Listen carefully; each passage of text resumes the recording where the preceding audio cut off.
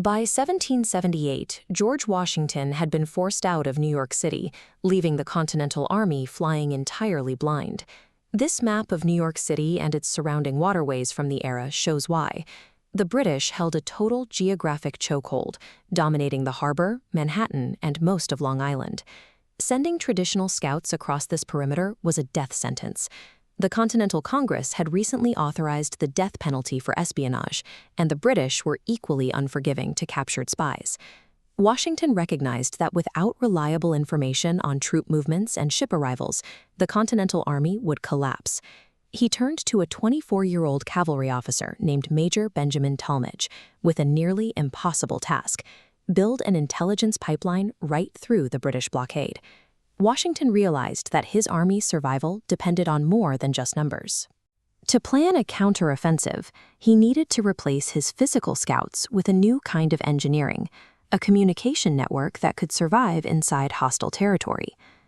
By this point, the Continental Congress had already established the Committee of Secret Correspondence, running global covert operations and proving that organized intelligence was a highly effective tool. On the ground in New York, Tallmadge faced a specific mathematical problem. Standard alphabetic ciphers, shifting letters a few spots down the alphabet, were easily cracked by British codebreakers. The solution was the Tallmadge Code, a 760-entry codebook mapping an alphabetical list of words directly to a randomized numeric list. Washington became 711, and New York became 727. An agent would write, "I saw 711 yesterday in 727. There was one obvious flaw in this system. If British patrols intercepted a letter peppered with random 3-digit numbers, they would instantly know they had caught a spy, guaranteeing the courier a trip to the gallows. Encrypting the data secured the information, but it did nothing to protect the people carrying it. Tallmadge had to find a way to make the encrypted messages completely invisible to patrols. The agents employed steganography.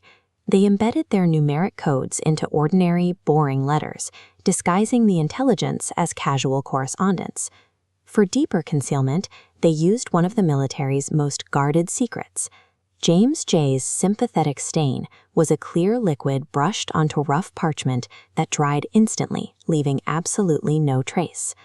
The most dangerous intelligence, troop counts, ship movements, and officer names, was written entirely in this invisible ink, directly between the lines of the innocent cover letters.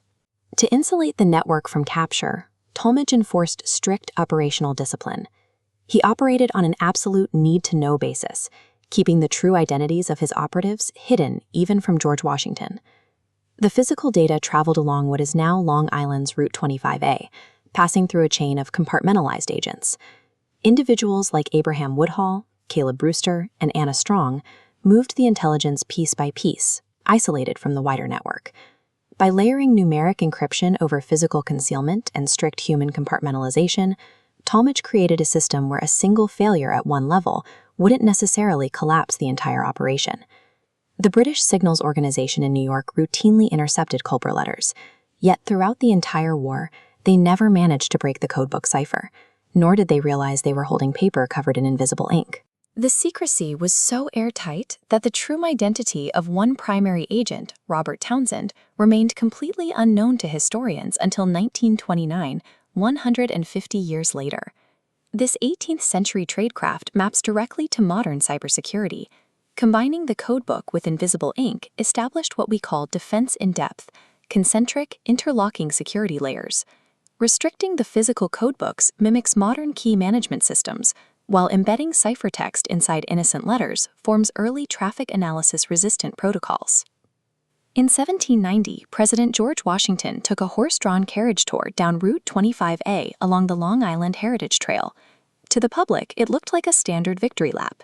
In reality, Washington was executing one final quiet mission, personally thanking the unsung ghosts who engineered America's first intelligence apparatus and built the foundation of modern operational security.